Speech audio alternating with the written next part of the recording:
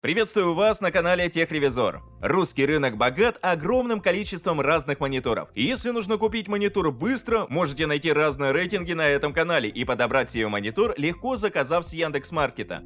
Но что там происходит на китайском рынке? Может, все-таки стоит порыться в нем и найти аналогичную модель на AliExpress и сэкономить лишние тысячонки? Может, получится найти даже что-то лучше? Собственно, с такой идеей я и зашел на Али. И судя по тому, что вы сейчас смотрите этот рейтинг, вышел из него не с пустыми руками. Подобрал пятерку отличных мониторов с диагональю 24 дюйма. Есть разные модели с разными характеристиками и функционалом, с разной стоимостью. Но, забегая вперед, уточню, что самый топовый монитор этого рейтинга и 20 тысяч рублей не стоит. Такие в этом рейтинге бюджеты. Поэтому подобрать себе монитор под имеющийся бюджет сможет каждый. Давайте начнем знакомиться с участниками. А перед этим вы можете поставить лайк и подписаться на канал.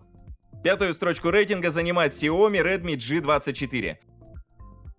Но зачем он здесь? Его же и так можно купить у нас без всяких там алиэкспрессов. Суть кроется как раз в том, что на Алике он элементарно дешевле. Конечно, это и так супербюджетный монитор, но почему бы еще не сэкономить, когда есть такая возможность? За цену около десятка тысяч рублей вы получаете стандартный экран на 24 дюйма с адекватным разрешением Full HD. Здесь нет никаких нюансов, все просто, понятно и приятно для глаз. Картинка четкая, плотности пикселей хватает, жаловаться уж точно не на что. Но только VA-матрица, конечно, немного портит картинку. Само собой, VA в бюджетном сегменте это самое очевидное решение. Тем не менее, в случае этого монитора VA не приговор. Она охватывает приличный диапазон цветов благодаря честным 8 битам. Изображение в итоге все равно яркое, цвета насыщенные, контрастные. Конечно, все это в меру разумного. Если сравнивать этот монитор с какой-то более дорогой современной новинкой, то окажется, что цвета у этого Xiaomi какие-то блеклые, углы обзора так себе, да и в общем картинка не такая приятная для глаз. Но если сравнивать с каким-то более устаревшим, например, даже Samsung, сразу видна разница в передаче цветов в отображении картинки в целом. Да так, что и возвращаться к старому не захочется. Но козырь этого Xiaomi кроется в частоте обновления экрана. При подключении по DisplayPort можно выжать из него 165 Гц. Плавный гейминг, серфинг. И это за 10 тысяч рублей. Ну и плюс в любой момент можно попробовать немного откалибровать монитор под себя. Или даже HDR включить.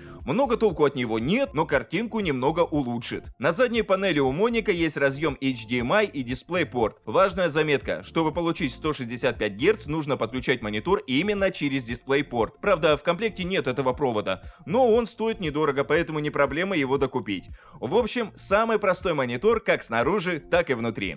Ну и далее у нас идут исконно китайские модели, названия которых вы, скорее всего, услышите в первый раз. Например, вот этот Jifoma, который занял 4 место рейтинга. Больше всего меня поразил его дизайн. Прошлый Xiaomi выглядел обыденно. Для этого ценника это вполне нормально. Но по этой модели вообще не скажешь, что она лишь на пару тысяч рублей дороже прошлой. Изогнутый дисплей, аккуратная, минималистичная ножка и очень тонкие рамки по краям. На все 100 тысяч выглядит. Единственный момент, никакой функциональности нам от этого не перепадает. Ножка никак не регулирует положение экрана, ни по высоте, ни по углу поворота. Благо есть возможность повесить его на кронштейн. Хотя к изогнутости все-таки могу приписать одно свойство. За счет нее получается лучший эффект погружения. Особенно это чувствуется во время игры или просмотра фильма в темноте. Картинка будто обретает объем. На плоском экране такого добиться сложно. Но какого качества будет эта картинка? Очевидно, не самого лучшего. Но тем не менее, если сравнивать с прошлыми Xiaomi, цвета у этого монитора более насыщенные, яркие и натуральные. Разрешение то же самое, Full HD.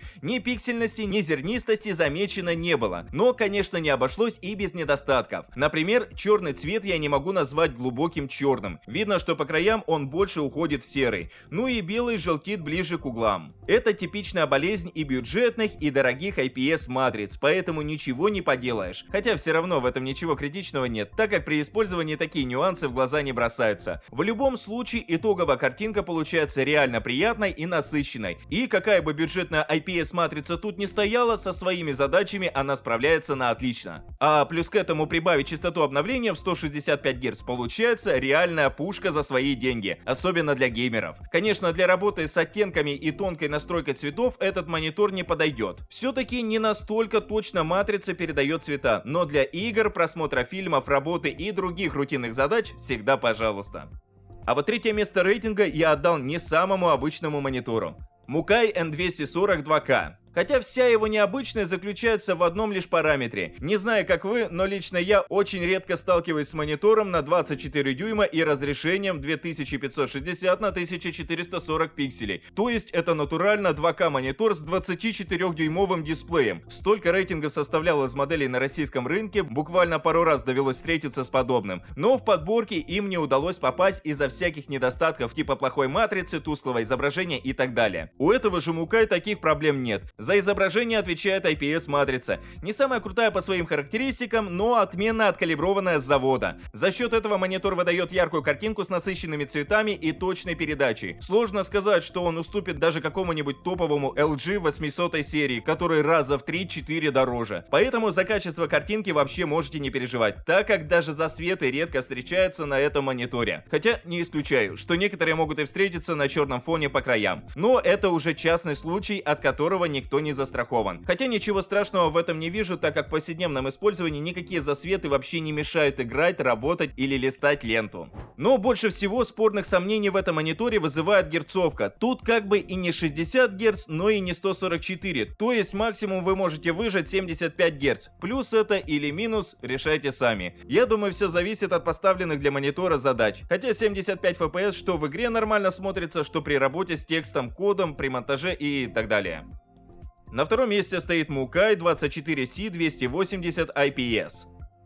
Здесь максимальная частота обновления 240 Гц. А надо ли оно столько вообще? Ответ все тот же. Если человеку надо, он сам об этом знает и ищет именно такой монитор. А если вы искали модель с частотой обновления максимум 144-165 Гц, то 240 вряд ли вам понадобится. Все-таки тут еще нужно учитывать мощность своего ПК. И если 144 FPS это максимум, который он может выдать в игре при хороших настройках графики, то мудрить, чтобы всеми силами выжать из него 240 FPS уж точно не стоит. Хотя, конечно, если вы полностью уверены в своем железе, можете экспериментировать. Все-таки 240 это 240 Гц, а не 144. Ощущения немного, но отличаются. Разрешение у этого монитора самое обыкновенное, Full HD, ничего особенного. Матрица здесь та же, IPS, но по передаче цветов она лучше будет за счет охвата большого диапазона оттенков. То есть у этого монитора глубина цвета в 10 бит позволяет распознавать большее количество цветов, а за счет этого и итоговое изображение отличается. В общем, за картинку и ее качество отбрасываем переживания. Ну, если, конечно, не говорить о засветах или каких-нибудь артефактов по типу битых пикселей, выгоревших зон и полос. Это уже тот малый процент брака, который возвращается обратно продавцу. О дизайне монитора сказать ничего не могу. Каких-то особенных впечатлений он о себе не оставил. Самая стандартная ножка, тонкие рамки, плоский корпус. Вот если бы он регулировался хоть как-нибудь, кроме как по наклону, то это был бы другой разговор. Но здесь при острой надобности нам светит лишь кронштейн. Жалко, конечно, но видимо пришлось производителю немного урезать, как я думаю, в счет изображения и 240 Гц.